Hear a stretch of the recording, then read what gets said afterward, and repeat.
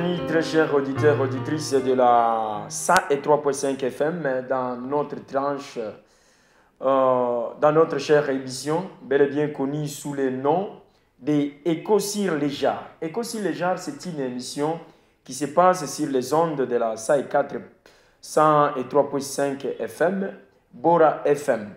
Nous remercions également Brave TV pour son accompagnement. Bienvenue de partout là où vous êtes. Nous aurons 30 bonnes minutes pour vous parler des activités de 16 jours d'activisme. Et pour aujourd'hui, ce n'est pas soit la personne que vous avez l'habitude d'écouter ou de suivre dans cette émission, mais aujourd'hui, l'émission sera présentée par Gédéon Kayenga, qui est un habitant de la ville de Goma, mais aussi membre de la synergie Femmes, Paix et Sécurité et coordonnateur d'une organisation dénommée POC Asbel, la promotion des organisations dans la communication. Je ne serai pas le seul dans ce studio, mais je suis bel et bien accompagné par des personnes que vous allez connaître.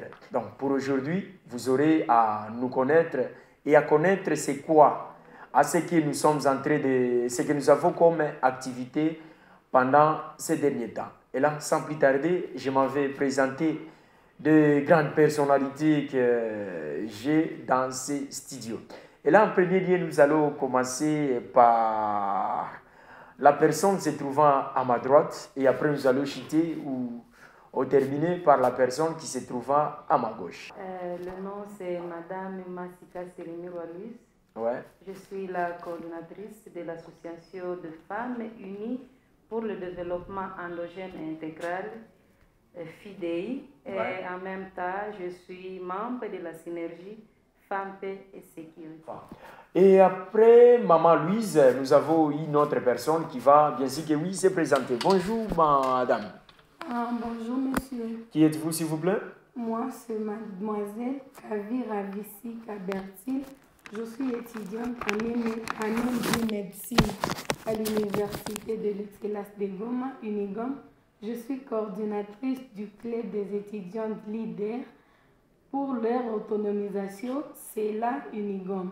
Et là pour aujourd'hui, nous n'avons pas voulu aller à gauche ni à droite, mais nous avons un thème bien précis que nous allons décortiquer avec ces trois grandes personnalités. Et là, le thème n'est pas autre qu'avec un nouvel élan, agissons tous et toutes pour la restauration d'une paix durable et la lutte contre les violences faites aux femmes et aux jeunes filles au Nord Kivu. C'est le sujet que nous allons débattre aujourd'hui. Et là, sans plus tarder, je m'avais donner la parole à la toute première personne qui n'est pas autre que Maman Louise, Madame Louise. C'est avec elle qui va nous parler tout d'abord, c'est quoi les 16 jours d'activisme. Comment est-ce qu'elle connaît les 16 jours d'activisme, à 16 jours d'activisme, ni, pour que les auditeurs, auditrices au moins comprennent quelque chose dans cette campagne que nous sommes en train de mener. Bon, les 16 jours d'activisme a pris le début à 1991. Ouais. C'est une journée c'est une journée internationale pour l'élimination des violences à l'égard des femmes. C'est-à-dire que du 25 novembre au 10 décembre, ça fait 16 jours. Et ces 16 jours sont caractérisés par des réunions, des assises, des mobilisations pour lutter contre le VBG. Ah waouh, ça c'est Maman Louise qui nous parle au moins de ces 16 jours. Il y a maintenant des plaidoyeries qui doivent être organisées auprès des autorités. Batouambi, qu'est-ce qui ne va pas? Ou soit pourquoi la guerre? C'est possible, à ce que où les moyens n'aillent que parmi les auteurs, Kupiti à Saouti et Tuléo, n'aillent à Haché. C'est le pourquoi de notre présence ici au studio. Je ne sais pas si tu as un mot à placer Est-ce que pour l'organisation yako ama yenu, il y a des activités zenye muko nafanya mu cadre ya 16 jours d'activisme? Pour le cadre de 16 jours d'activisme, nous allons travailler sur la promotion des droits de la femme, Ouais. mais aussi lutter contre les violences basées sur le genre, Ouais. dans toutes ses formes au niveau des institutions. Et par exemple, comme vous aviez dit que vous êtes encore étudiante à l'Unigom, concrètement, est-ce qu'il y a une activité ou organisée avec les collègues, ou soit il est fait d'une manière habituelle, on a quoi que tout n'a pas qu'à soit faire ceci, c'est pas bon. Maintenant, moi, 16 jours, quelle activité y pour les faire comprendre que ce qu'ils les ont toujours dit, soit à Katimini, maintenant, il est grand temps, maintenant, de hausser la voix. Je vais essayer kusikia na kujua. Durant ces 5 jours, nous avons organisé... Ouais, il y a une activité. Oui, il y a l'activité, il y a une conférence. Ouais, une conférence. Il y a une conférence qui va nous permettre de décortiquer les violences basées sur les genres sous toutes ses formes. Sous toutes ses formes. Et promouvoir les droits de la femme, et surtout la jeune fille étudiante. Ouais. Et aussi faire à ce que l'étudiante soit autonome et s'autoprendre à charge. Ok, merci beaucoup pour cette façon de dire, comme quoi il y a une conférence qui sera organisée, peut-être de temps et autre. Nous allons revenir vers vous tout en nous précisant la date et les lieux.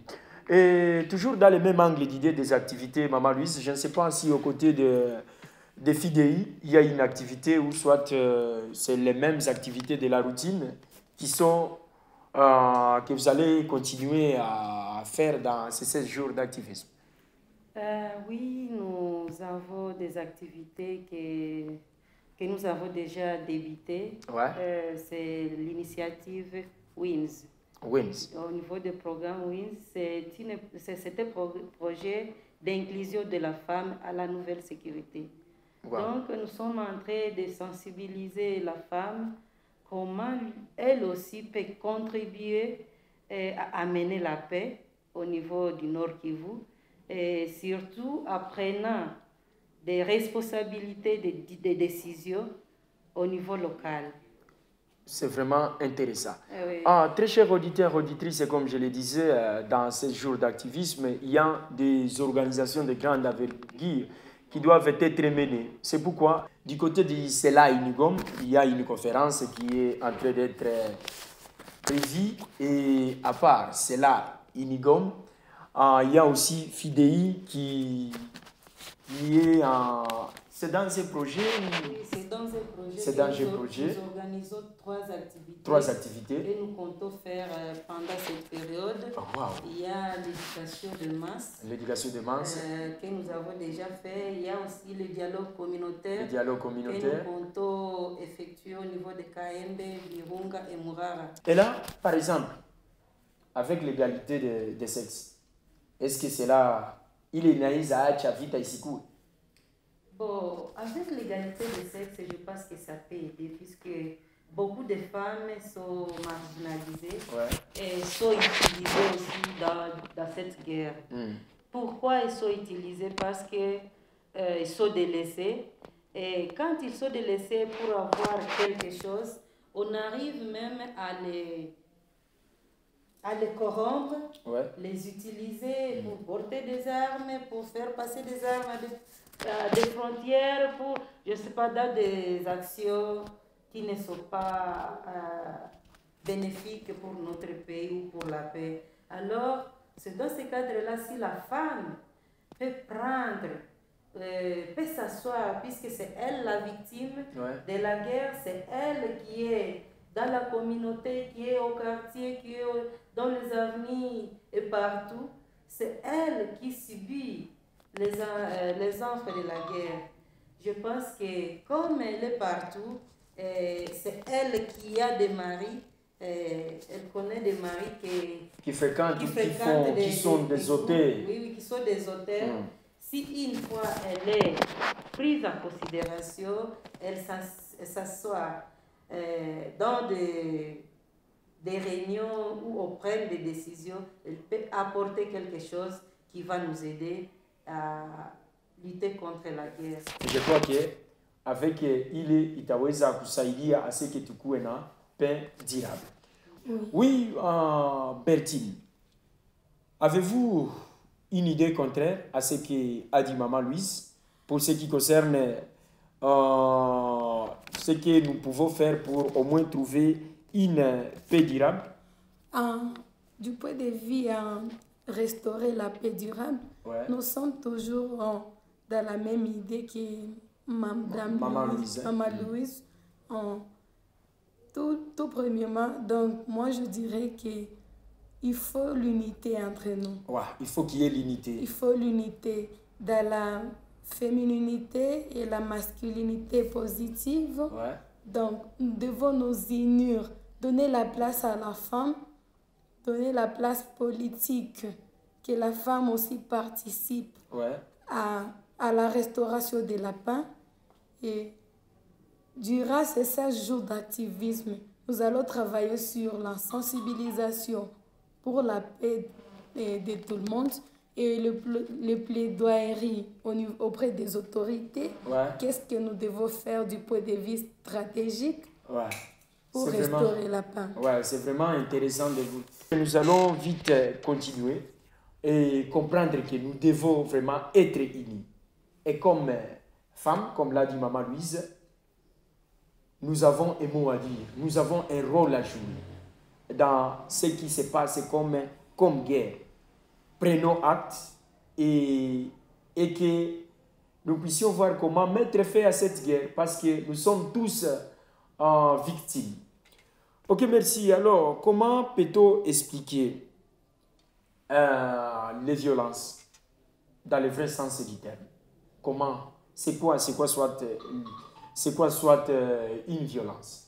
Unaweza kuexplique ile namna gani kwa huyu mama mkongwe mwenye iko natusikiliza Isa ili ajue que parmi pendant cette période de ces jours d'activisme ni siku ambazo hii mambo ya ujeuri tuko naendelea kuipigia marufuku. Bon, d'abord, moi je peux définir la violence comme un acte qu'on fait à quelqu'un contre son gré, contre sa volonté.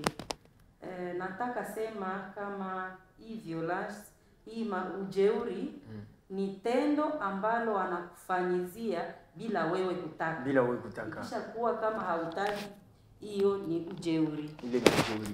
Et là, vous pouvez citer quelques formes de violence, ce qui se passe surtout dans notre société actuelle. On peut citer quelques, notamment la violence physique, la violence physique, psychologique. Oui. On a la violence en économie. Ouais.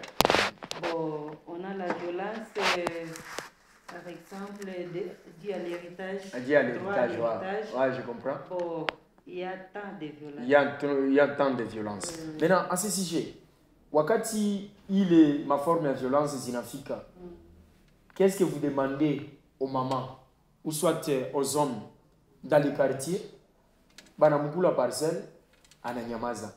Et qu'est-ce que vous pouvez au moins leur dire? Ce que nous pouvons adresser aux hommes et aux femmes qui sont victimes de violences, nous disons premièrement, il faut dénoncer. Ouais, il faut dénoncer. Il faut dénoncer. Nous avons tant d'organisations au niveau de Goma. Ouais. Notamment, nous avons la FIDEI, la DFCJ, la SOFEPADI. Il faut dénoncer auprès de ces organisations dans des quartiers, même au niveau des chefs, s'il y en a, pour que cette action que vous en faites, pour que vous ayez droit à ce qui vous revient. Ok, ça va. Merci beaucoup pour cet élément de réponse. Dénoncer. Quand il y a ce type de violence, quand ce type de violence vous arrive. Mademoiselle Vissika, Parmi les violences, zenye ou unajua, celles que vous connaissez, il y a quelques types de violences zenye unazoea kuona hapa, surtout dans la ville. Puis, en résumé, moi je dirais que la violence, c'est une privation des droits. Une privation des droits. Oui. Haki ya mtu na imunyima. Une privation des droits. Ouais. Dans l'état auquel nous vivons, ce dernier temps ici à l'Est, nous sommes comme les gens, nous sommes des victimes de violences. Ouais. Nous sommes privés de nos droits, nous avons de déplacer, ils n'ont pas droit de rester dans leur maison. Ouais. Donc nous sommes victimes de violences psychologiques. Ouais, psychologiquement Donc, on est violenté. Psychologiquement, Ouais, c'est vrai. nous n'avons pas droit à exercer nos activités habituelles comme nous sommes déplacés de là que nous étions. Et ce sont les formes-là de violence que nous subissons. Nous subissons toute forme de violence avec la guerre. Ok, merci beaucoup Visika pour cet élément de la définition. Priver quelqu'un de droit, vous les violez. Tout en continuant avec cette émission, je vois qu'il nous reste quelques minutes pour arriver à la fin plutôt de cette émission. Quelles sont maintenant les solutions ou quelles sont les recommandations que vous pouvez adresser à nos autorités, Maman Louise? Ok, comme recommandation, ce qui est plus pratique, moi je vais recommander aux autorités de créer plusieurs unités de production pour occuper plus les jeunes, les femmes, les garçons, pour qu'il n'y ait pas de chômage. Je pense qu'en occupant les gens là, ne vont plus se rallier aux groupes armés. Deuxième solution, il faut qu'on puisse accompagner la formation professionnelle. Puisqu'il y a trop de classes, la majorité de la population est dans la classe qui est marginalisée, qui n'a pas suivi aucune formation. Alors pour qu'il ait accès à un emploi quelque part, je crois que la formation professionnelle va faciliter la tâche, puisqu'il y a même la formation de 3 mois, de 2 semaines, de 6 mois. Là, ça va aider au lieu de la formation qui prend beaucoup de temps. Franchement, c'est une bonne recommandation. Ok, merci beaucoup, Maman Louise. De la part de Visika, il y a une recommandation ou soit qu'est-ce que tu peux dire à la population qui t'a suivi du début jusqu'à la fin de cette émission? Pour la population, durant nos 16 jours d'activisme, nous allons sensibiliser pour la lutte contre les violences et aussi contribuer à la restauration de la paix au niveau de notre province du Nord Kivu. Inviter les jeunes à l'autonomisation pour lutter contre les violences et restaurer la paix. On arrive automatiquement à la fin de cette émission qui n'est pas autre qu'Écho sur les genres, une émission qui se passe sur Bora FM, ça est 3.5 FM. Comme je l'ai dit au début, c'est une émission de la division provinciale du genre, famille et enfants. Comprenez que c'est le département de la communication.